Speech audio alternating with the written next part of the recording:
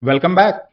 In this lecture, we will learn about the restore command of the Delta Lake and also learn how to implement restore strategies in case something wrong has gone with your Delta table.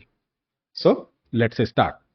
I'm in my Databricks free account. Let's go to the course resources folder, Delta Lake, and open the restore and rollback. I've created this notebook to help you understand the need for the restore and rollback and the mechanics of using the restore and rollback. So let me connect a cluster here and run this first cell to set the catalog and database. Now, before we understand the mechanics of using the restore and approaches for doing the rollback, we need to understand the problem statement. What is the problem? Why do we need a restore kind of thing? So to understand the problem, I am going to create the problem here. So for showing you the problem, I'll create a table here, load some records in that table, perform one more transaction on that table, update, and then perform one more transaction on the table, and then perform one more transaction. And ultimately at the end, I'll show you a table. So let's run this. The point is straight. I'm trying to show you a table and ask you to assume that it is a table in your production system, right? And the table is there for quite some time and it is being used by your system, by your users, and there are data engineering pipelines and other kind of operations happening on that table. And over a period of time, the table has built some history because it is a delta table, right? We can see in this case, in this example, the table has got 5 versions, 6 versions in fact, starting from 0 to 5, and version 5 is the latest version of this table. And all these versions are representing different types of transactions which we performed, including one optimized transaction that was performed by Databricks automatically. So this is the table state. Now assume some user has made a mistake or some data pipeline which was supposed to update this table has made a mistake, was having a bug, and for by mistake that incident happened. So that incident was an update into that table where we are setting the salary to this value without a where clause. What will happen? You know what will happen, right? All the records will be updated. So let's assume that this incident has happened, right? And after the incident, there was no error, no exception, no warning, nothing. Somebody looked at the data later and then they realized, oops, looks like something wrong has gone on the table. All the salaries are looking like same, a weird number.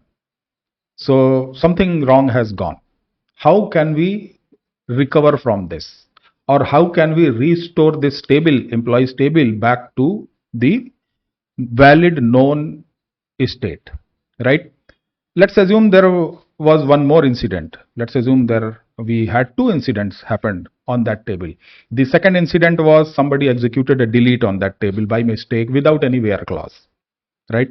So let's run that and make it more severe, right? The entire data is gone after this incident. When we select, nothing is there. How do we recover from this incident? Or how do we recover from both the incidents that happened on the table? How can you do that? The approach is super simple. We are using delta table. It is very powerful. The delta table maintains the history of all the transactions. So we can look at the history of the employees table and understand what actually happened. And looking at this, maybe we can understand, okay, delta table was optimized here, right? And after that, we see 2 transactions here. This transaction was update at version 7. This transaction was delete at version 8. Can we look at version 7? We can query select a star from this table version as of 7, right? And look at the table data and see if data was correct at that time. In fact, data was not correct for the version 7 also. Version 7 is created after this update, which was a bad update. Version 8 is also correct. So after doing all that investigation, we can figure out, okay, version 6 was the most recent valid version. Can we restore this employees table back to version 6? Ignore these 2 versions, restore it back to version 6. Can we do that? Yes, that's where the restore command of delta table comes into picture. It is super simple command. Restore table employees 2, and then you can restore it using the version number, version as of 6, because we want to restore to version 6, or timestamp as of, give some timestamp, maybe timestamp of the version 6, or any timestamp, maybe 1 second less of version 7, right? Any timestamp which is less than this and more than this will be able to restore the table to version 6. Or if we are clear about the version, we can simply restore to version 6. That's all. Super simple. Restore table, and that's the restore command will do. So let's run this, and after running we can investigate the table and see if the table has come back to a state where we have valid data. So we can see we have valid data. All salaries are not 999 kind of values, and we can see 9 records that we were expecting. So we managed to restore the table. But how it happened? Have we removed version 7 and 8 from the history of the table? No. Let's look at the history once again. In delta table, every operation, every transaction is recorded. So restore is also recorded as version 9, right? On top of 8, we got version 9, and this version 9 was restore. We can still go back and query version 7 and show someone or prove that version 7 was corrupt. That's why we restored to version 6, right? We can still query version 8 and prove that version 8 was corrupt. So we restore to version 6. So that's about the restore command. But restore is not the only strategy of rollbacking your delta table. Let's try to understand it with the help of a diagram, and it will make more sense. So we know that we have a restore table command that allows us to restore the entire table, all the records of the table, back to a valid version or back to a valid timestamp, right? And restore is awesome. It rollbacks everything. But what if we have a situation where we have millions of records in the table and only few thousand records, or maybe a smaller portion of the table is corrupted? And we can identify which records are corrupted. Maybe all the records for a specific department are corrupted, or if you have store transactions, all the records for a specific store are corrupted. How do you restore that? Obviously, we can use restore. But restore will restore the entire table. But we have a table which has got billions of records or millions of records. We don't want to do a large restore operation. Can we do a smaller restore operation? Selectively restore specific records. Restore cannot do that. For that, we have a different approach. Time travel plus merge. What do we mean?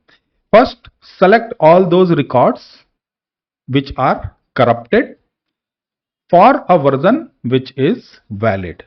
Means if there are records that are corrupted for engineering department, so select all records for engineering department, and which version of that engineering department records were valid or correct. Let's assume version 4. So select all the records of engineering department for version 4 and then merge them into the employee once again. So using the merge and combining it with the time travel, you can restore the selective records, right? Selective rollback.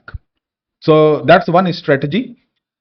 And if you are in production, then you might be worried about running your restore or running your selective restore using time travel and merge. You want to test it once on a test table or on a sample table before you actually execute it in the production. So for that, we have a clone command in the Delta Lake, right? It simply create table, let's say employees v4, and it allows you two types of clones, shallow clone and deep clone.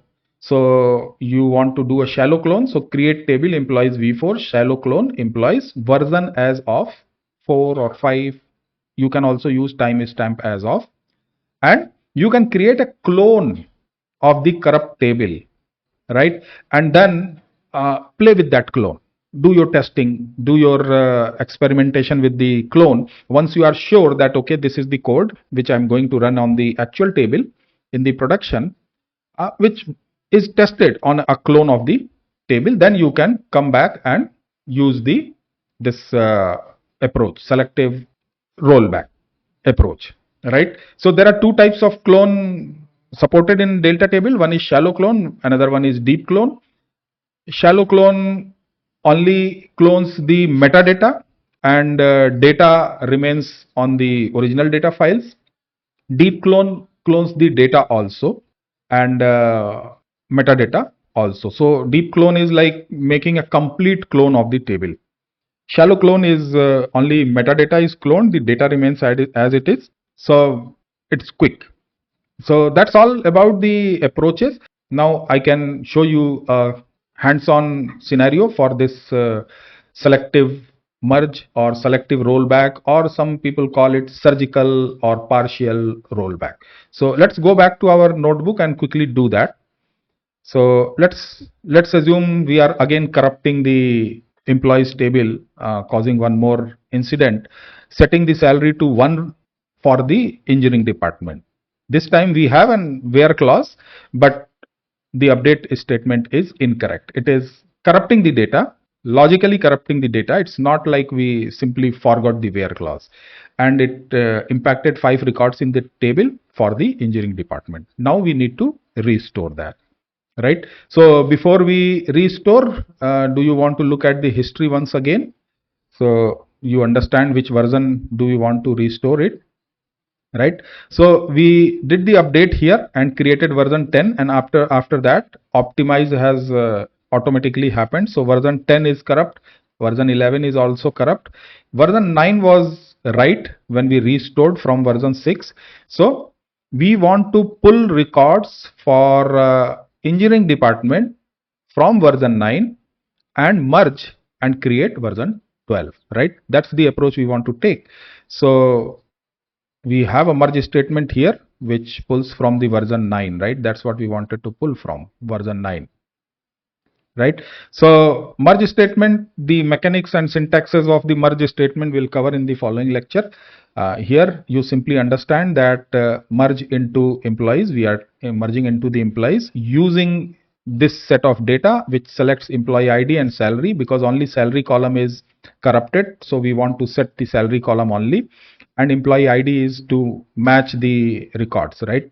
And pulling from the version as of 9 only for the department engineering, and matching this source with this target on the employee ID and setting the salary of the target from the source. So selectively updating the salary field only for engineering records only, right?